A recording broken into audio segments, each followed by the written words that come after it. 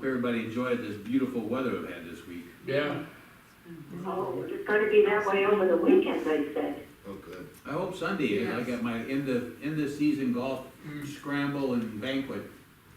Hopefully. I think you're in luck, Bob. I've got neglected housework that needs to be done. Well, yeah, It's sounding more domesticated. My clubs are done.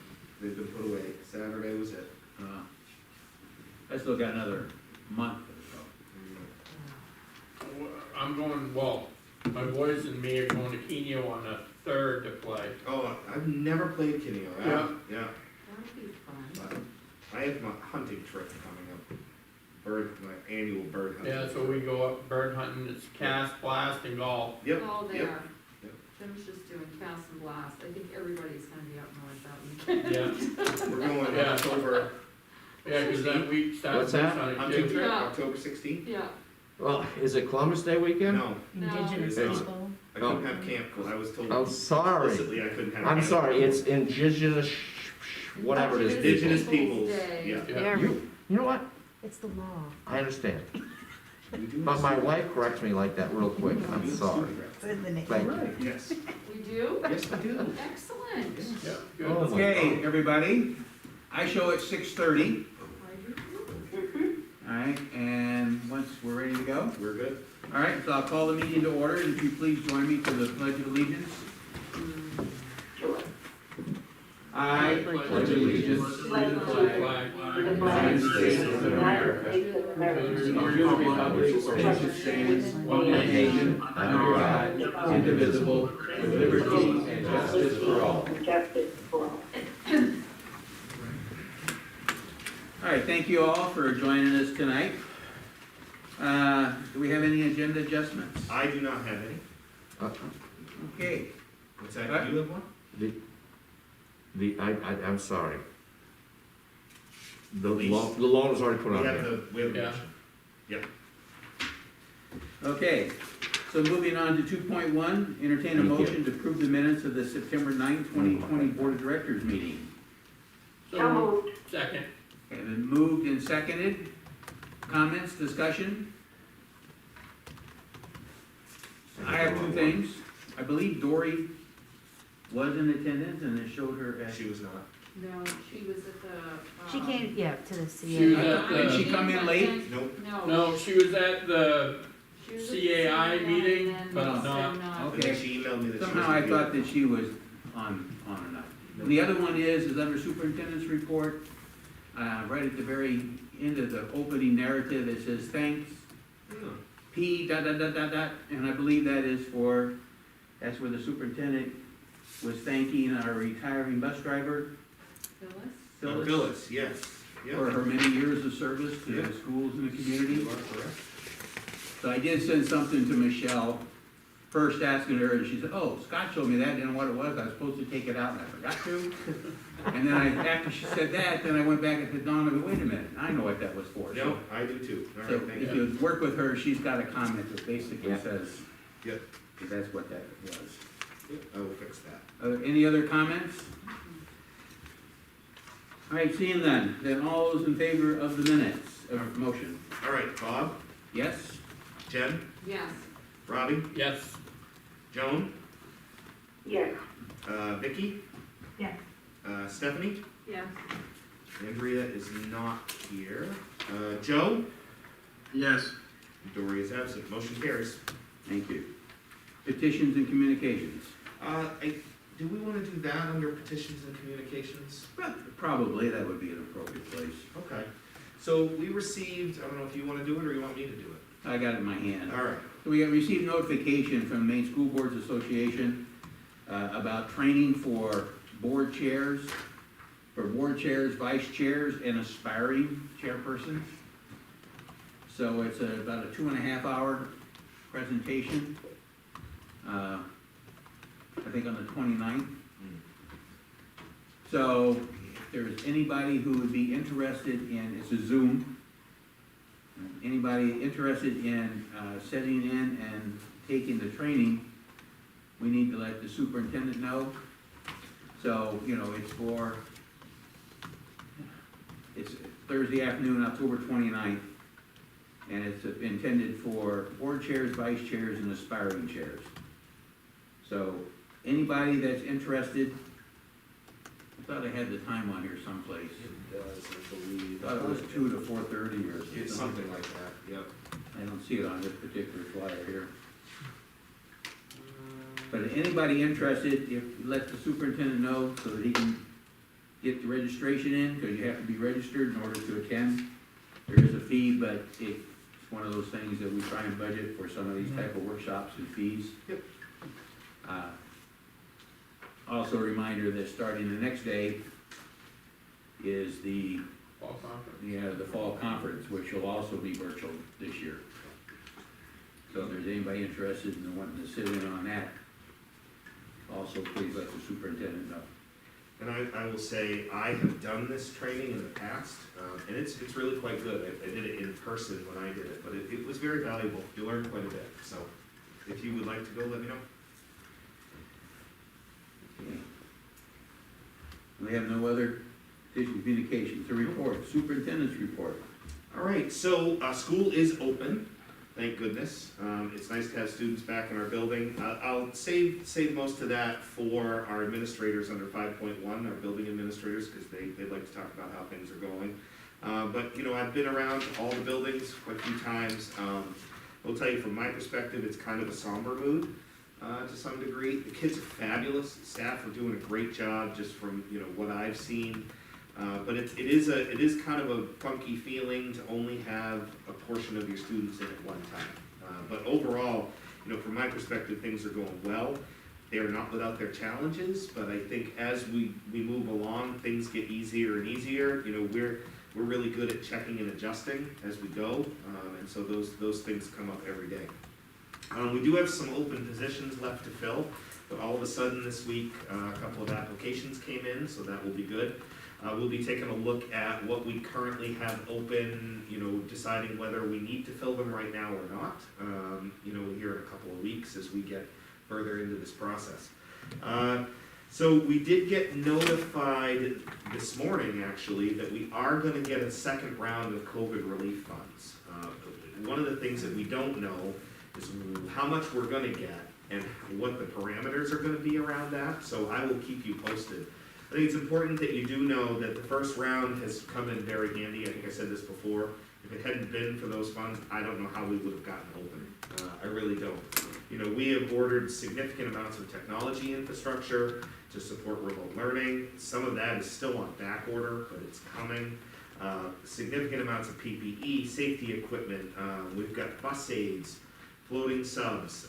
We bought air purifying units. We've got all the plexiglass and things like that. So, overall, we put those funds to good use. This second round, one of the things that we're talking about is if there's flexibility in how we use it, and I said this to the Finance and Facilities Committee earlier, I am very, very concerned about the FY22 budget.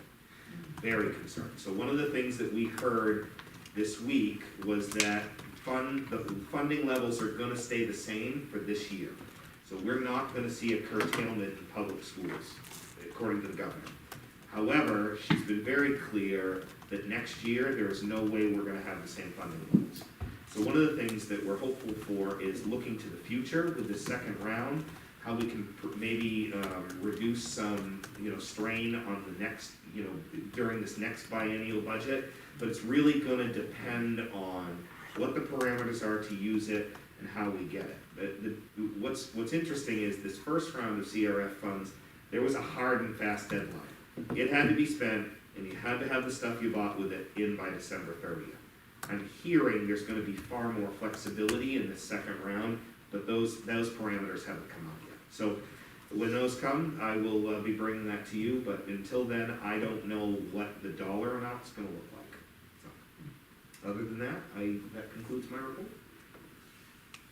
Okay, I don't know, you probably all received the news blast from Maine School Management about Yeah. the second round, and it talked about some of the uses that it could be used for. It didn't talk about timelines, it didn't mention dollars, that's gonna be next week. Next week. It's gonna be interesting, they're gonna tell you how much you can have, and then you submit Yeah. documentation with their form on how you're gonna spend it. and then they'll validate whether or not, it's appropriate, and then you can start buying it and turn in receipts to spend it down. So, to get a little bit more control, I guess, the DOE on how it's spent, make sure it complies. Yep. Okay, Director of CAI report, Kathy. So I'm gonna talk mostly about cohort D, which is our parent choice for full remote learning, because our administrators in 5.1 are gonna talk about cohort A, B, and C. At our last board meeting, I shared that we had about 160 parents or students that are doing cohort D. And since then, our numbers have increased. So in pre-K2, we have 50 learners. In 3 through 5, we have 39. 6 through 8, we have 50 learners. And 9 through 12, we have 47. That is a total of 186 remote learners. Can you run those again, please? Absolutely. Pre-K2, there's 50. Mm-hmm. 3, 5, 39. 6, 8, 50. And 9, 12, 47. So that is 186 learners. And Kathy, just real quick, we're at 100 and something homeschool students? I was gonna get to that. We have 106 homeschool students. So, in terms of remote learning, if you think about, we are bigger than Libby Tozier, students as a school. From the 161 to 186, most of those changes were at the middle school and the primary level. And unfortunately, even on the first day of school, we had 4 phone calls where parents did not want to put their children on the bus or had second thoughts. Even this past weekend, got a few more phone calls asking for students to switch. We have not said no. We're still trying to honor that parent choice because we know that situations are fluid. But it also means that we have to be flexible in thinking about our approach. And so unfortunately, one of the changes that had to happen at the pre-K level was that we had started school with cohort A and had teachers assigned, and then we had to pull 2 teachers because when we were getting to 50, our capacity was just too big for where we were at, because we actually ended up increasing almost 20 students in that grade span.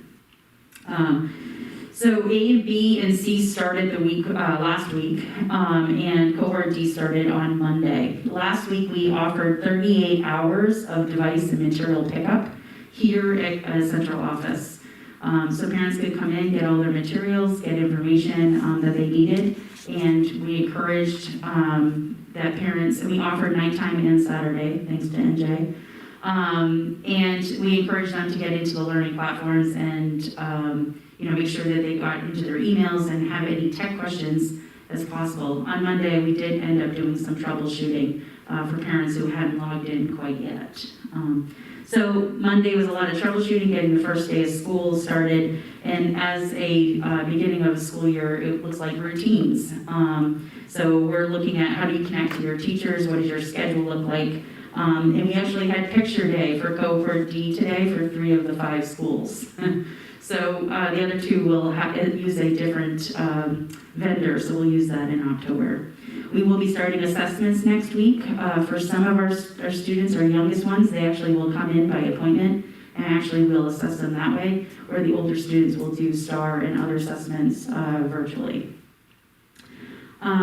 There's certainly been some growing pains with this. Some parents are expecting to have a lot of work from the very get-go, where they're looking for 10 worksheets and other things like that.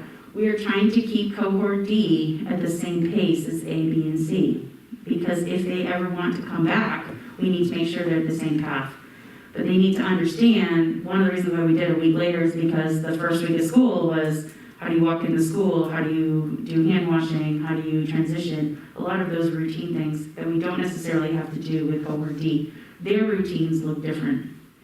The other piece that we're having to communicate is that when you're remote, you're also not having to go to lunch and recess. And so your school day is actually much shorter.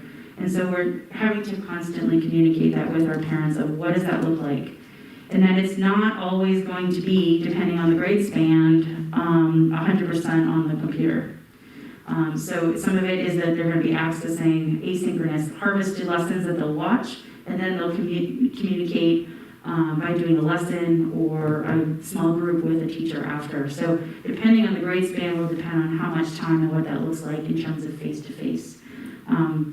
But the first thing we can do before we start giving a lot of assignments is we need to know what they know, so we know how to teach them. And so this week and next week, it's about that assessment and figuring out where our kids are at. And that is happening in this classroom as well as in the homes. So I just wanted to be aware that we did have some hiccups and had to make some, last minute changes. That is not how we usually like to go. We like to be transparent, but I think we also want to make sure we're honoring our parents and also honoring our teachers' workload. So I'll keep you updated if these numbers do change. And we look forward to seeing what we can do with our cohort D. Any questions? Kathy, when or how are we going to assess if there's a difference between the cohort D students and the A and B? Well, we're gonna have STAR on all our students, so we'll be able to, I don't think I'll be able to say that yet, because we need a baseline, right? Right. So we're working on the next 2 weeks of creating that baseline. But we're really trying to shift our thinking about figuring out different types of evidence, not just these big summative assessments. Right. And so figuring out how can we offer more formative assessments to showcase their learning and the evidence. I think by January, we want to. I hope that there's no difference, right? Our goal is that we're providing the best education, regardless if you're in person, a hybrid, or remote. And so, my hope is that our data will be inconclusive, that we can't tell the difference. But I think that's also why it's important to keep them lockstep with A, Bs, and Right. Cs. So that way, if parents do choose to, the world looks better and they want to feel comfortable about coming to school, that they can come right back in and take right off. All right, so, as I always mention, so trying to keep in lockstep, to me, means that we are possibly holding back those that could zoom ahead of what they would be able to if we were all in school. So that when they come back, they can blend right in. The goal has been for years to allow our students to progress rapidly if they're able to, so that we're not holding them back, and to provide more support for those who need a little more support to bring them along at a legitimate pace.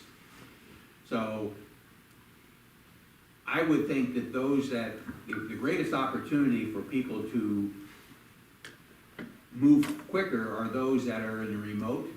If lessons are out there, they complete one, they should be able to move right on ahead. And I would expect, because they're not in a group, they're kind of by themselves moving along and can access materials, that they would be able to move through the curriculum quicker if they so desire than those that would be in the classroom where we have one teacher teaching a group of people. We don't do so much mixing them up all the time anymore like we were. So I just want to make sure that our desire to be kind of offer the same opportunity doesn't take away the opportunity of those that are able to excel. I would just say that our groupings and the way that teachers have, they're actually not just by one grade, they're grade spans. So for example, at Carey Ricker, there's 2 teachers that are teaching 3 through 5, and so there is a flexibility where students can have RTI if they need support on skills that they're struggling with, as well as they can get pushed to skills ahead.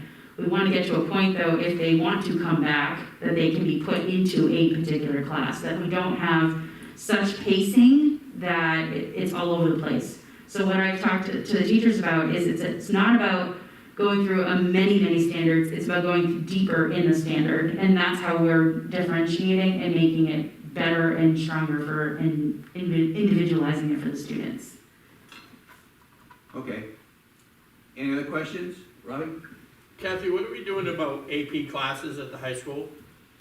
Marco probably can talk a little bit more than that. We're in a block schedule, so Okay. some students have their APs now. I think some teachers that don't have it are trying to use Radar Connection as an opportunity. And then obviously we'll continue, or if they have it now, we'll use Radar Connection then till they do testing. Right. But AP courses are still offered. We do have some students that are taking the virtual high school AP courses as well. So we do have a variety of that, but it's being offered just like all the other courses. Okay, thank you. Okay, no other questions? All right. Financial report was, I didn't have it in my packet. It was in my packet, but I'll report out Okay, on the financial report during yeah, the we're gonna move committee that meeting. back down under the committee report, I Yeah. guess. Yep. Administrators reports, we don't have any because they're gonna cover what they have to report unless there's something special for the principal, building principals, and the special ed report are gonna come under 5.1. But technology report, Norma Jean? I just wanted to give you a quick update on how technology's doing. So Kathy, said a lot. Thank you. You took most of my report. Thank you for that. But we're doing a great job. So this year is different for us too. So the Fast and the Furious for tech. Like many of our teachers, the techs are on mobile carts this year, which is a little bit different. So the kids and the staff don't come to us, we come to them. So they each have a schedule where they rotate through the school with their spares, their quarantine, their PPE, everything they need, so they can support teachers and students remotely. So we have less traffic in the hall. We are finding with cohort D and with parents home working with their kids 3 days a week, that we need to adjust so we can better support, those families remotely. So if we're out on the floor, who's gonna cover the phone calls coming in? So we talked about that today, we met, trying to figure out a better way to support the families that are remote. Just get us through the, what are my logins, how do I get in Freckle, how do I get in Seesaw, that type of thing, and supporting families so they don't feel like they're abandoned. We're working on getting out the hotspots, and I brought a couple in case you guys wanted to look at them. They're here, so they're in little packets for parents. This is the packet, it's a tab A, it's actually an Android tablet with a hotspot, and this is for students that are in grades 3 through 12. And then the smaller students have a little hotspot, so they don't have 2 tablets, but it's a jetpack. These are both provided by DOE. And right now, we only have 8 students or 8 families that have taken advantage, and we have 138 of these.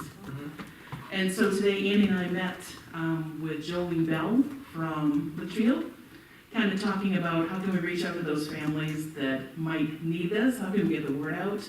Come in, fill out a piece of paperwork, it's not difficult, it's almost like sending out a library book, we get you a hotspot. And then there's instruction sheets in the packet that tell you how to connect, and who to call if you need support. Good. So that's kind of a cool thing. We do have more technology coming in, everything is on back order, including poor Bob's laptop, he'll get here eventually.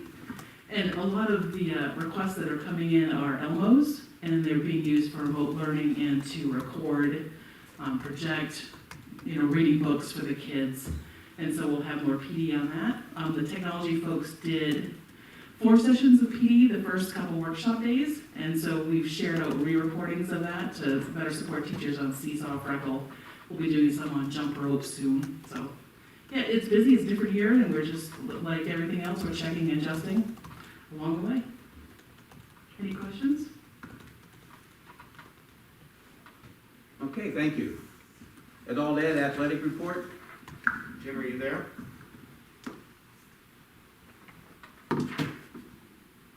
You there, Jim?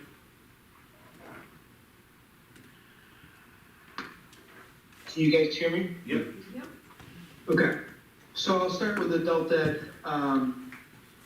We've had a pretty steady stream of activity going on the last 2 weeks. We started 2 weeks ago, and we've been spreading out the amount of people that come in so that we can abide by the social distancing, but it's as busy as it is in a typical year, so that's good. The other piece of that is we had our graduation from last year, 2020 graduation last night, and we went old school and had it on the football field. I'm not sure when the last time there was a graduation on the football field was. Robbie Gayton, you may know, or... Nope, I don't remember one. We had 7 graduates come back to receive their diplomas or high sets, and we had about 20 to 25 spectators. We put them in the bleachers, socially distanced, and it was a good ceremony. quick but good. As far as athletics, very busy. It's a lot of moving pieces right now in athletics. We're playing our season. It's really, to be honest, an exhibition season. We have a schedule, but there's no playoffs, so it's pretty flexible as to what teams we play as long as they're in our county or an adjacent county. So we had our first scrimmage last night with Richmond, and no issues. We have no spectators. That's a Mountain Valley Conference decision. We just felt it was going to be too difficult to manage, and to be honest, some officials weren't comfortable officiating if there are going to be spectators there. There's no way to screen them. So at this time, we can screen everybody that's at the facility. The school sends a list of their students and their team personnel, and we screen our team and anybody that's helping. We have been creative by having some positions for parents to do so that they can rotate in and see their student athlete participate. Some of it's being a ball person on the soccer field, sanitizing balls, scorekeeping, things like that. So we had a little bit of pushback at first, but I think parents are starting to understand that this is really the only way that their kids are going to be able to play in a safe environment. So we'll keep going forward with that. I'm not sure what things look like for the whole season. We're hoping we get 8 to 10 games in, but we'll see how things progress. As far as this weekend, we have a busy weekend. We're dedicating the field to Stacey Doucette and try to be creative so that we could get the most out of attendance. So we're going to do a 7-on-7 Friday afternoon and recognize our seniors with Lisbon, and no spectators, just our senior parents. And then on Saturday, we have 2 dedications, one for community members and parents and coaches.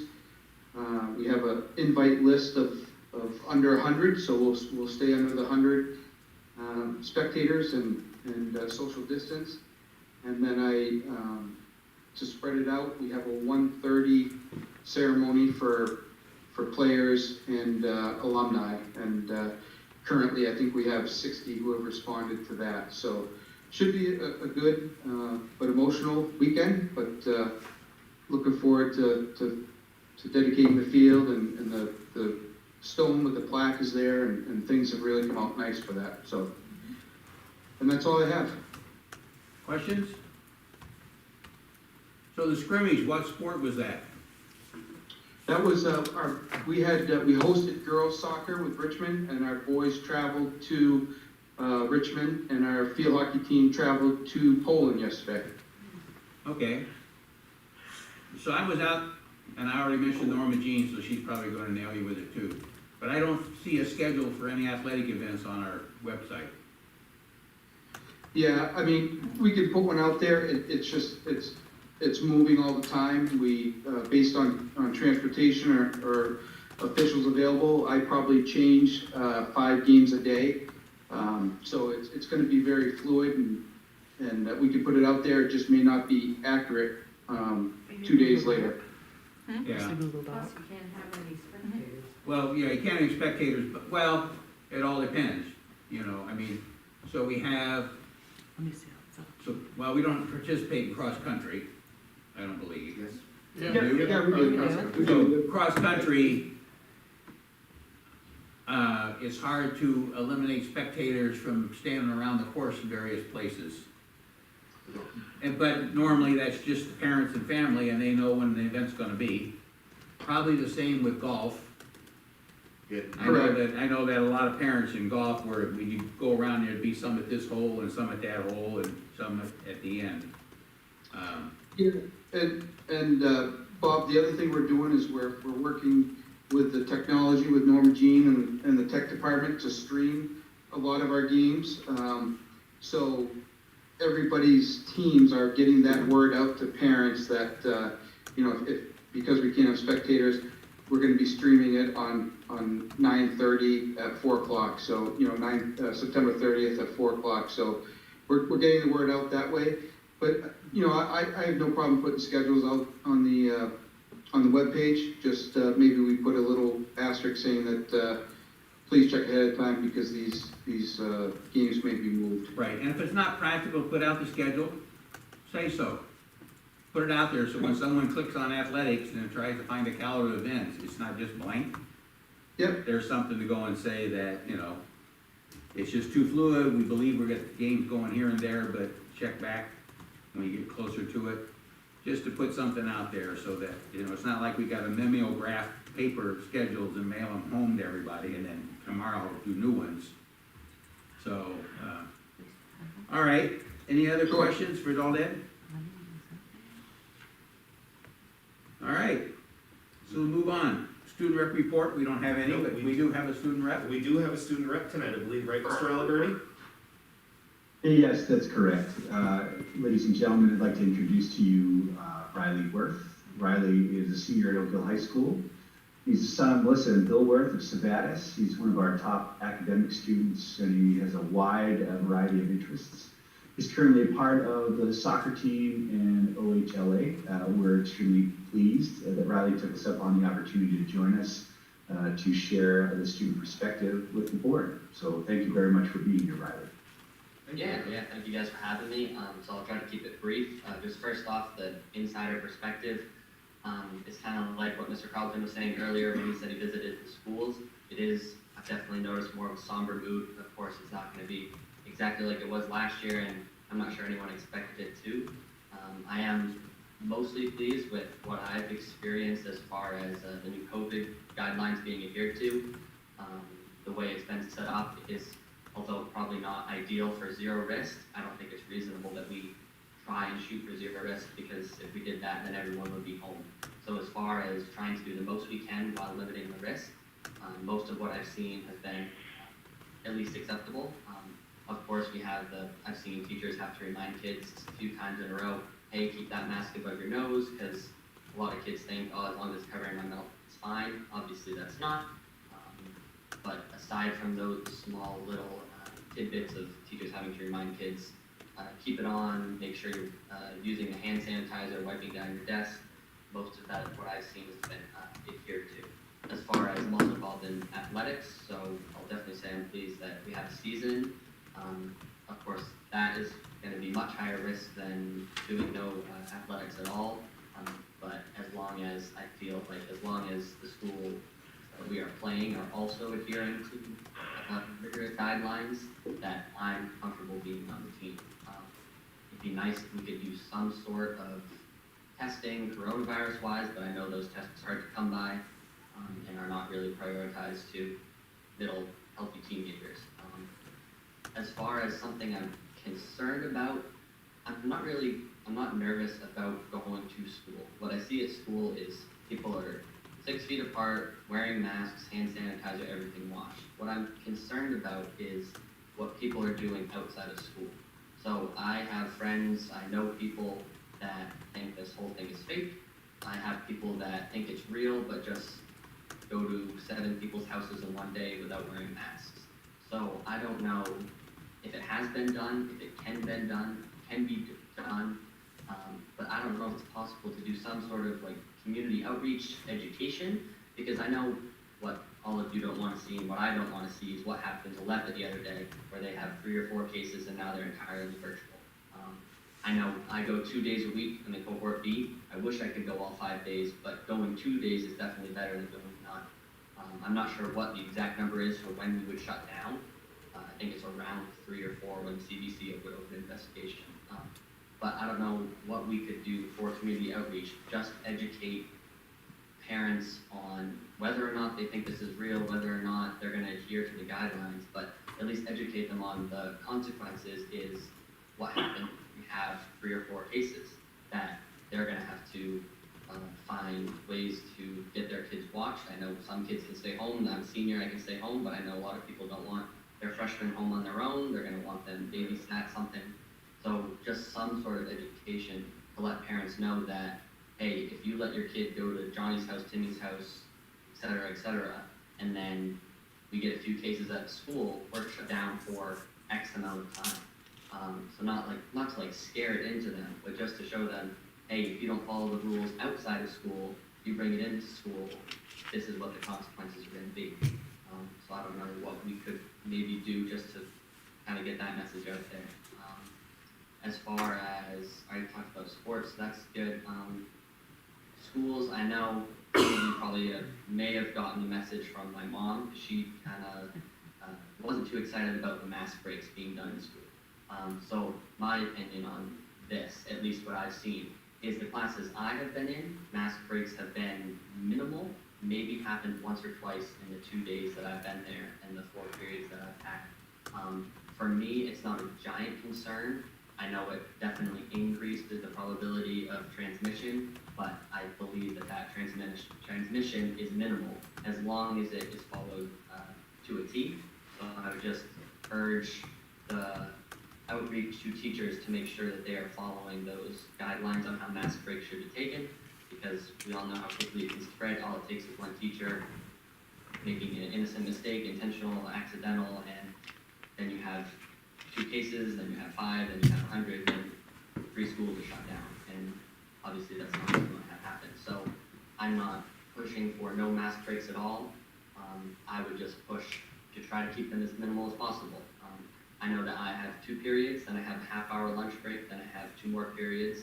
And if I don't have a mask break during the day, I'm fine. But I know I don't need 4. So I would just push across the school to try to keep those as minimal as possible and adhere to guidelines as much as we can.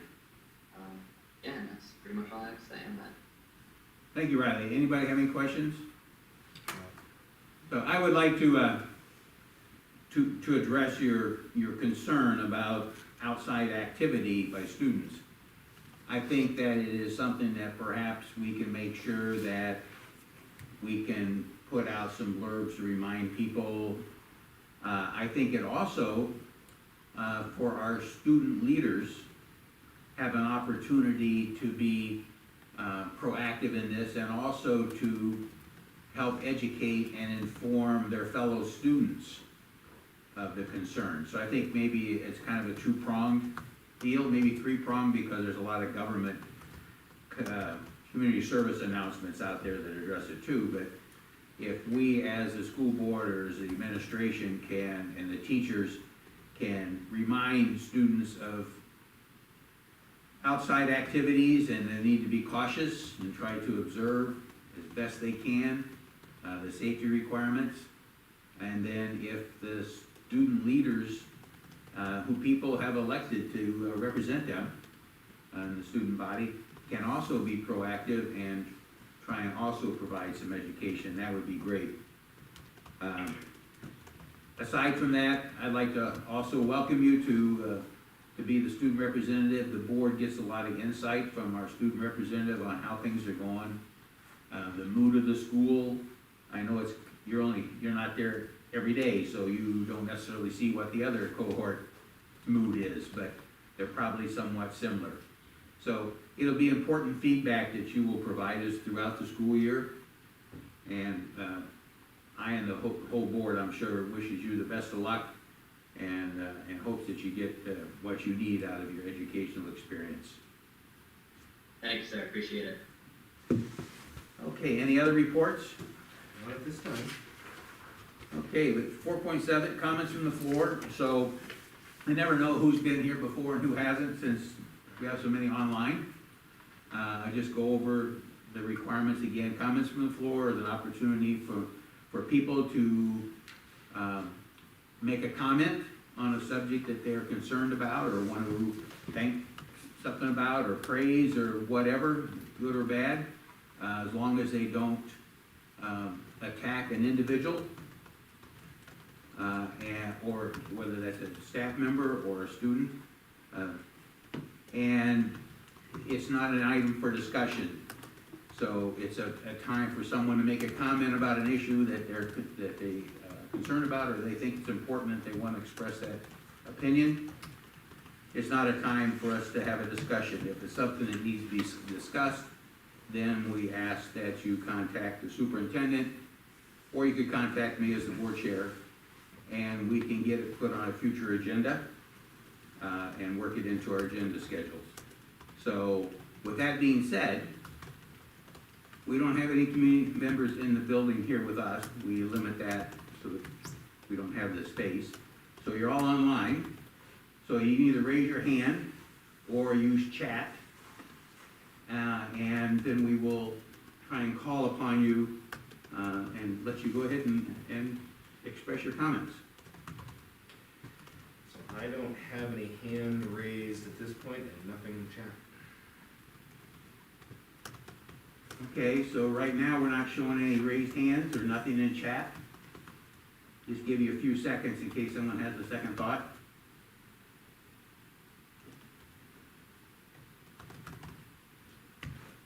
Still none? None? Nope. All right, then we'll move on. 6.1. That was 5.1. Oh, I'm sorry, 5.1. I skipped right over that. Yeah, the biggest thing on the agenda. So, update from the building administrators regarding the first week of school. Do we have an order? So I will take them in order. So, Marco, why don't we start with you? Sure, I get to go first again, huh? You do? I do that to Ben on purpose. You do? It's for Sure, Jamie. appreciate it, Andy. Yeah. So good evening, ladies and gentlemen. Thank you for just a couple of moments to share about the start of the school year for Oakdale High School.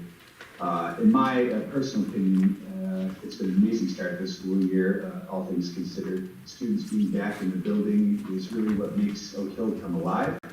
Even though it's a limited number of students in the building, we're following our guidelines on a regular basis. I don't believe it's dampened the collective spirit.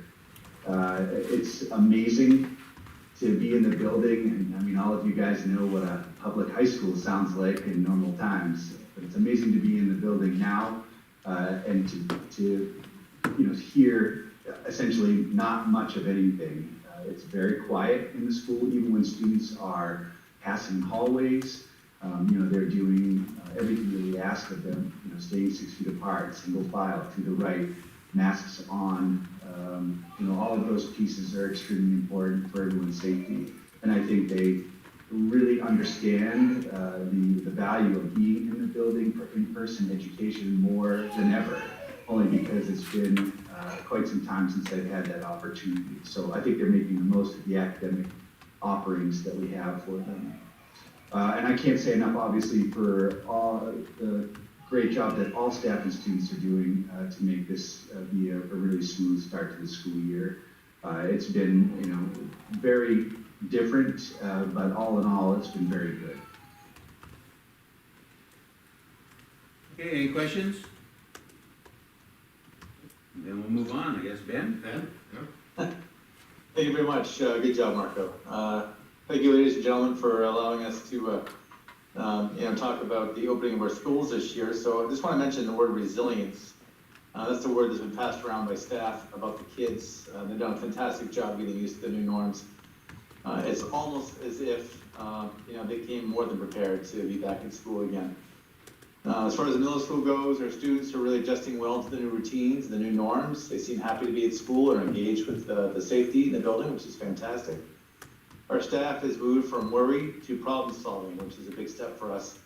The first few weeks when we were talking to staff about coming back and then actually having them in the building, it was pretty nervous time for a lot of people. But once they get back in the building and saw the classrooms set up and arranged for the smaller class sizes, they started feeling more comfortable.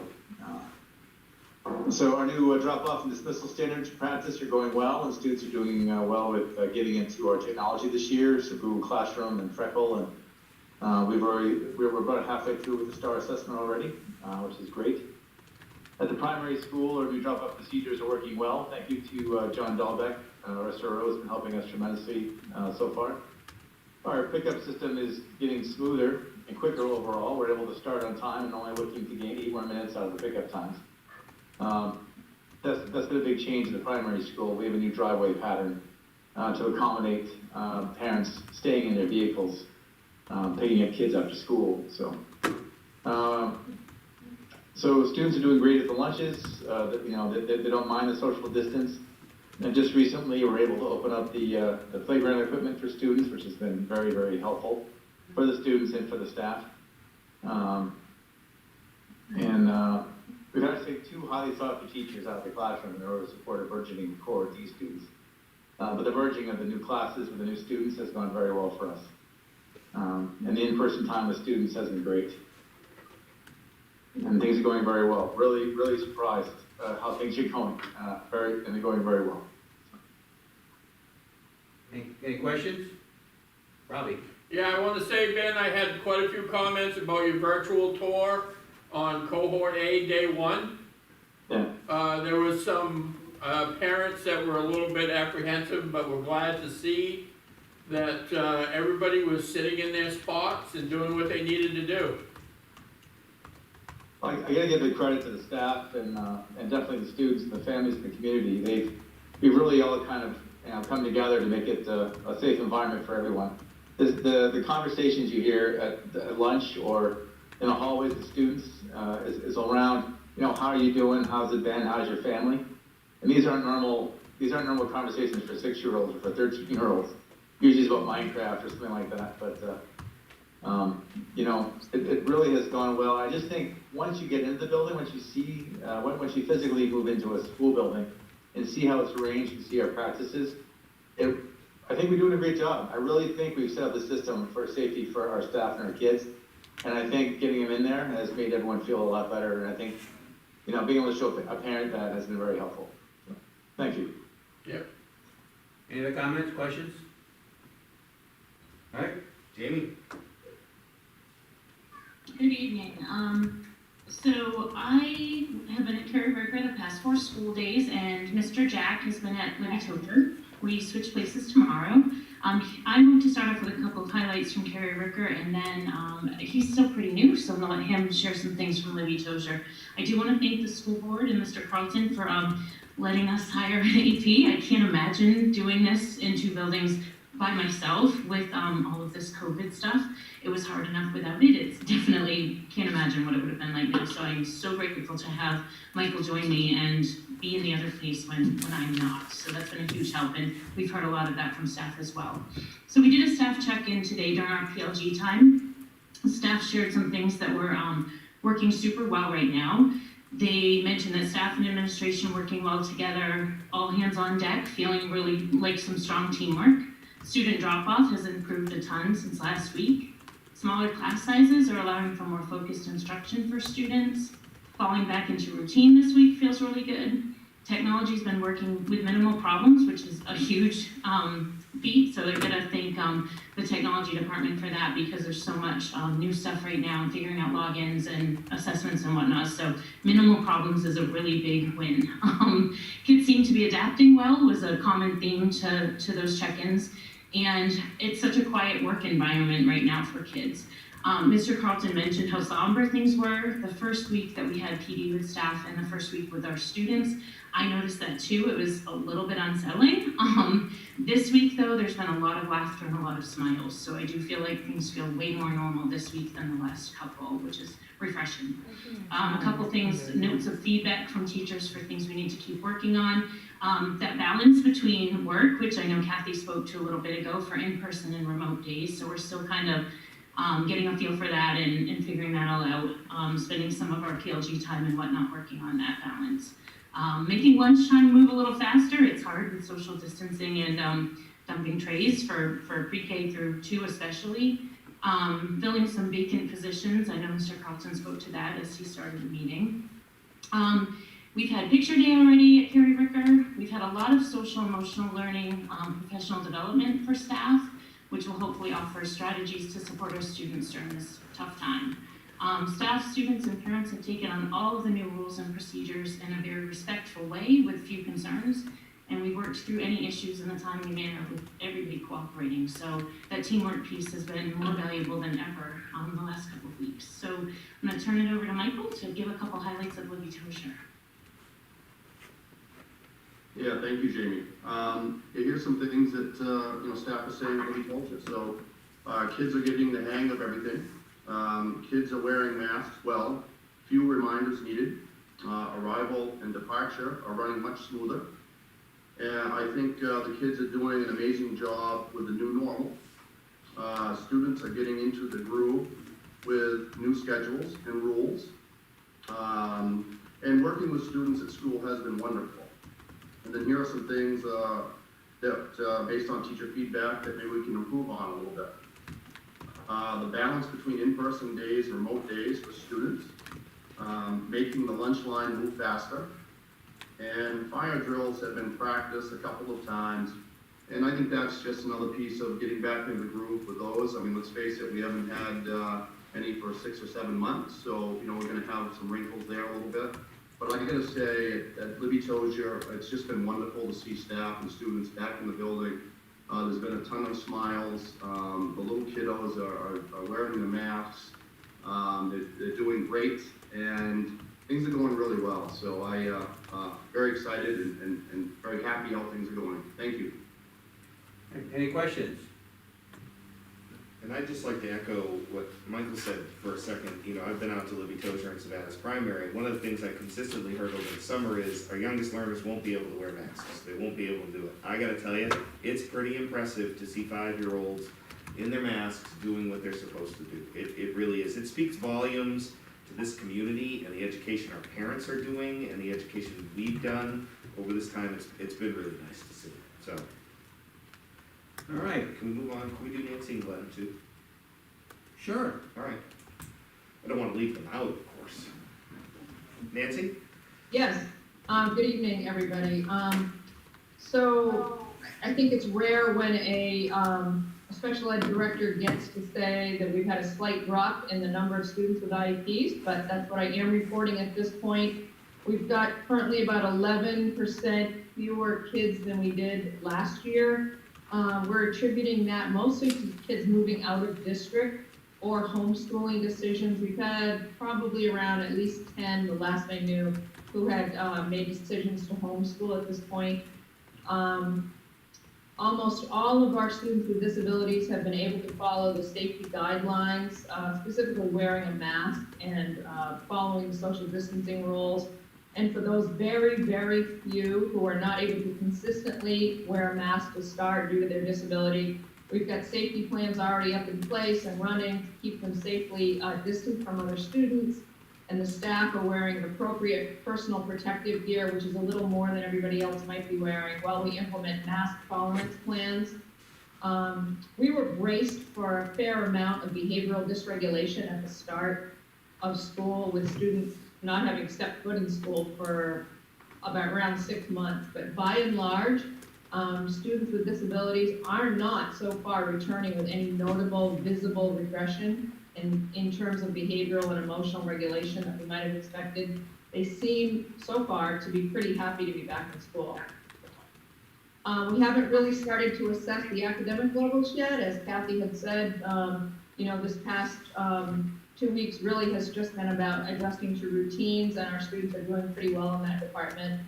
At the suggestion of DOE, our staff is creating individualized remote learning plans for all of our kids with IEPs, not just those who have chosen to receive instruction fully remote right now, but in preparation for any future building closures where all our students will be receiving instruction remotely, and of course we hope that doesn't come to fruition.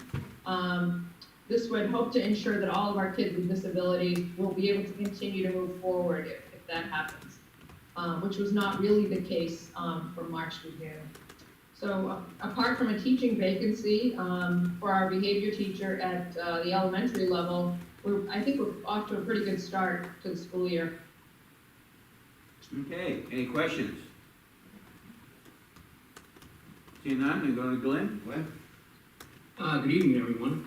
Excuse me. So, for the most part, I would say the beginning of the school year went okay. I think everybody has heard that, you know, harsher times and pickup times and stuff are constantly improving. Monday, the first Monday of Group A clearly did not go well, and I apologize for that and take responsibility for that. So changes have been made. We constantly look at things to better, to improve things. As of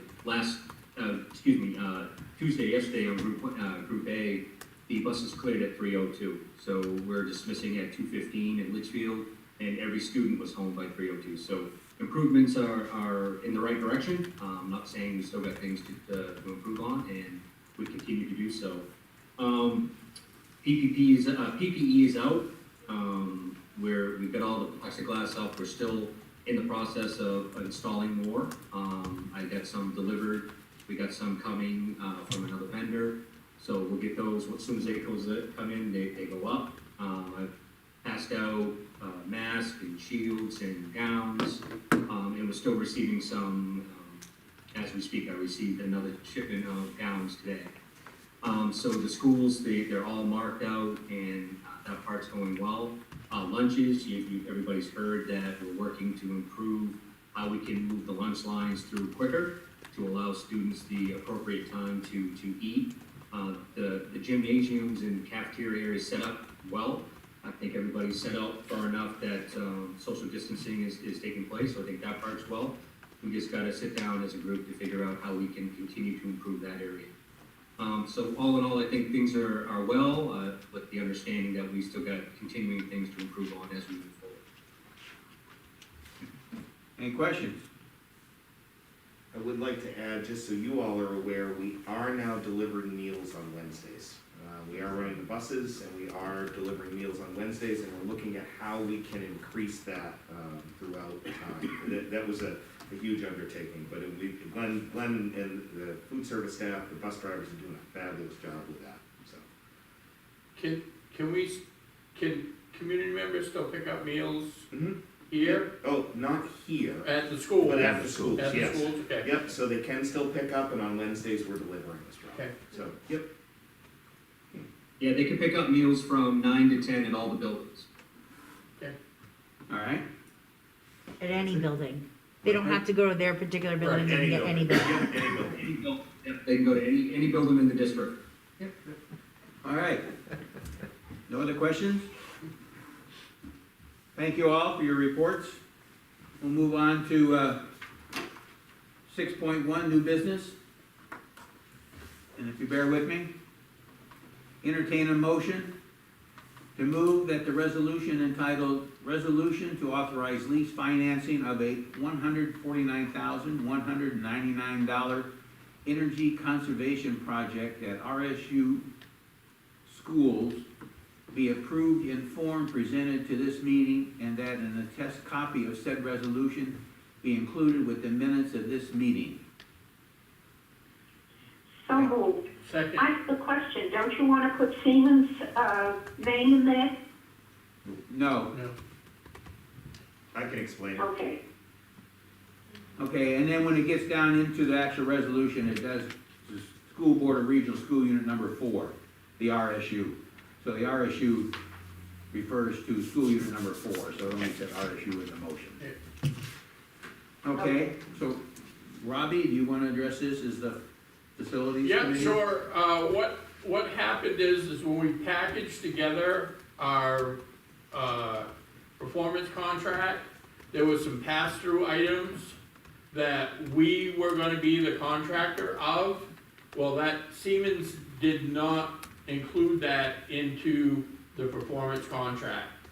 So things like, am I right, Andy, the generator, the cafeteria wall, And the roof. and the new roof over the guidance area.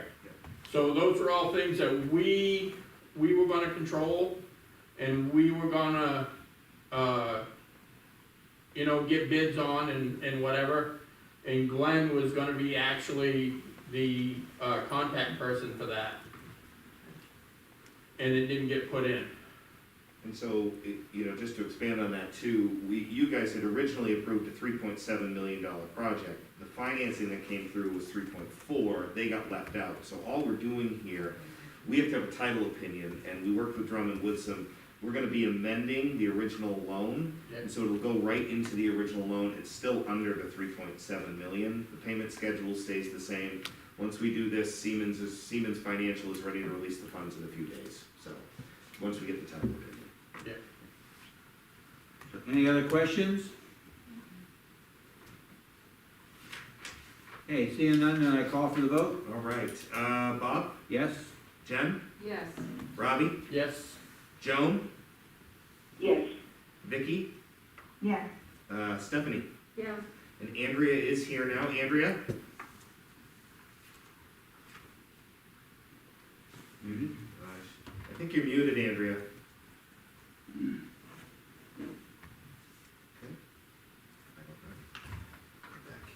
Oh, there she is.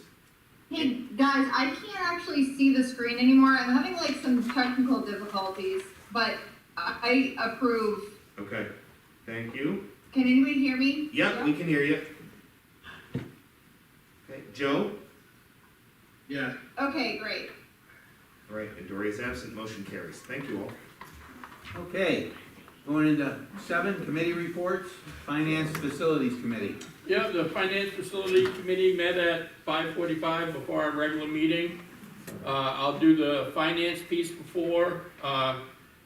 Year-to-date, we've received 16.11% of revenues, and we've expended 16.22% of our budget. So, we're pretty much on track, because we always spend more up front than what we do towards the end of the budget, so Scott says we're looking pretty good there. As far as the facility side, the water project is completely done.